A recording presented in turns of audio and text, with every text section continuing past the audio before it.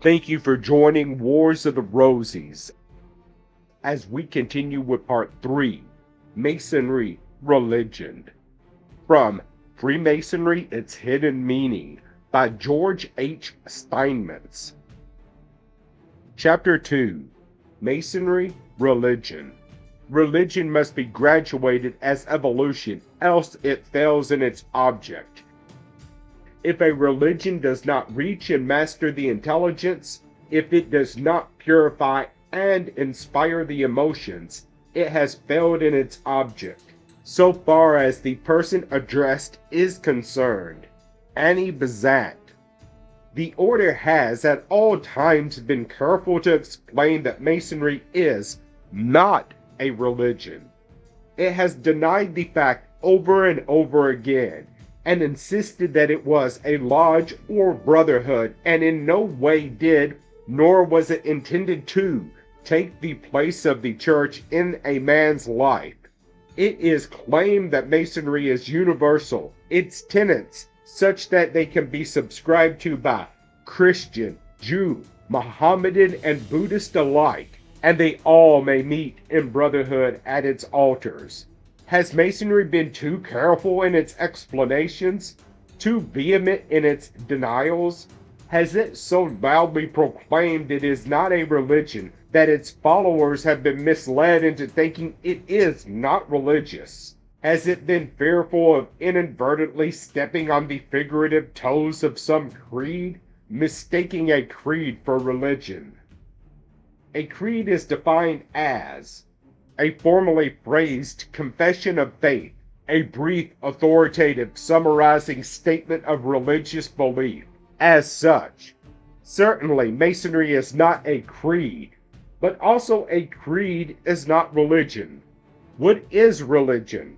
The dictionary defines it as the recognition of man's relation to a divine superpower, to whom obedience and reverence are due, the outward acts and practices of life by which men indicate their recognition of such relationship, conformity to the teachings of the Bible, effort of man to attain the goodness of God. What is Freemasonry? The Masonic Manual of Missouri contains this definition.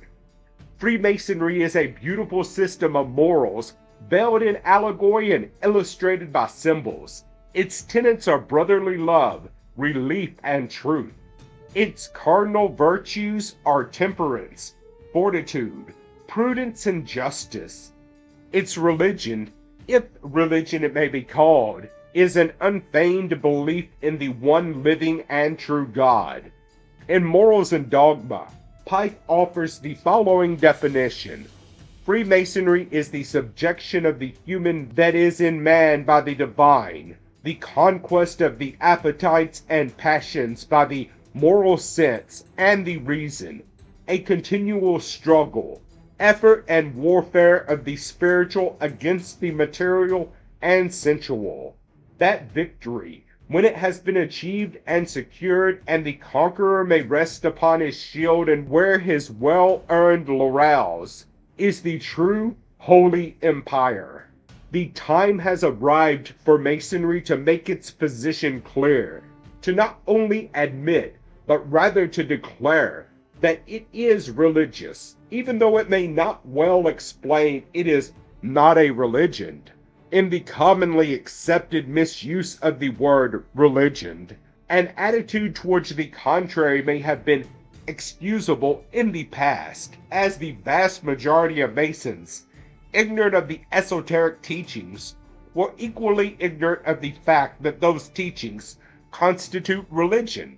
This has never been true of the great Masonic scholars of the past, all of whose writings show their recognition of the religion in Masonry. What is religion? Religion is the recognition of man's relation to the divine superhuman power to whom obedience and reverence are due. The Masonic Manual states, Freemasonry's religion, if religion it may be called, is an unfeigned belief in the one living and true God. The definition of religion continues. the outward acts and practices of life by which men indicate their recognition of such relationship. Paralleling this, the Masonic manual continues. Freemasonry's tenets are brotherly love, relief, and truth. How more can one's outward acts and practices indicate recognition of the supreme architect of the universe and the relationship to him than by the practice of brotherly love, relief, and truth? Recognition of him as Father of all necessitates the recognition of every fellow man as a brother, demanding brotherly love, which encompasses relief when needed, and above all else, truth. Conformity to the teaching of the Bible. Is there ever a time in the Masonic Lodge when the Bible is ignored? Is it not constantly open on the altars of Freemasonry? Is not the attention of the newest apprentice immediately directed to it? Is he not told, the Holy Bible is given us as the rule and guide of our faith and practice? Scripture is quoted in each degree, and the closing prayer is, and with reverence study, and obey the laws which thou hast given us in thy holy word. Conformity to the teachings of the Bible is the criterion on which to decide whether or not Freemasonry is religion. The case is already settled in the affirmative. What of the last portion of the definition of religion? Effort of man to contain the goodness of God. Freemasonry is the subjugation of the human, that is in man, by the divine, the conquest of the appetites and passions by the moral sense and the reason. Effort of man to attain the goodness of God. Who knows the goodness of God? How can it be measured by finite mind? It has been said, man makes God in his own image. This is the utterance of the cynic. But strangely, in a different sense than the original remark was intended, it is true. The book we are admonished to study with reverence informs us that man is made in God's image. That likewise is true. God first made man in his image, and ever since, man has been making God in his own image. If one sits between two mirrors, he sees his image reflected in the one glass, while the other reflects the image of the image. Here the material analog must cease. For as man continues to make God in his own image and grows spiritually to that first likeness to which he aspires, his concept broadens and he immediately makes God in the image of himself at his newly attained spiritual level, and so on ad infinitum. At each step, the goodness of God comes closer of attainment. Eventually, man makes God in his image, and the image is indistinguishable from the object. Which made which? What matters? Only that the ultimate has been reached. The Master, Jesus, was once asked a question intended to put him in an embarrassing position with the Roman authorities. Is it lawful to give tribute to Caesar or not? Show me the tribute money. And they brought him a penny. And he saith unto them, Whose image and superscription is this? They say unto him, Caesar's. Then saith unto them, Render unto Caesar the things which are Caesar's, and unto God the things which are God's. At the time it was the answer of a shrewd psychologist, putting his questioner on the spot, intended for himself. But like all his answers, it not only settled the question at the time, but has come down through the ages, settling the questions of future generations. What is the significance of this incident to our problem? Call the material things of life Caesar, and the spiritual God. Turn back to the definition of Masonry and read. Its cardinal virtues are temperance, fortitude, prudence, and justice. Jesus did not advise to disregard Caesar or the material. but to render unto it its just due, being careful to render unto God or the spiritual its due as well. Temperateness, not prohibition of material things, but judicious use of them, restraint from overindulgence.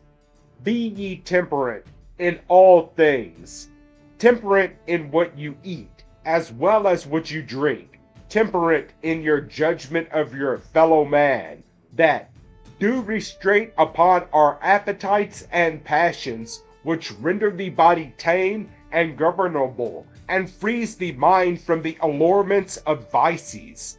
Again, quoting from Morals and Dogma, temperance is the consequence of the appetites and the passions by the moral sense and the reason. It is also the circumscribing of our desires and the keeping of our passions within due bounds, not with a brother Mason alone, but with all mankind. Fortitude is an attitude of soul. According to the dictionary, it is spiritual strength to endure suffering and adversity with courage. But could one endure adversity without faith? The only reason man manifests his fortitude is his intuitive knowledge that fortitude is compensated on the spiritual side of life. Prudence teaches us to regulate our lives and actions agreeably to the dictates of reason, and is that habit by which we wisely judge and discreetly determine on all things relative to our present as well as future happiness. Justice is the principle of dealing uprightly and fairly with others, regardless of the material relationship which exists between us. Justice renders unto each man his due, regardless of his station in life, without fear or favor.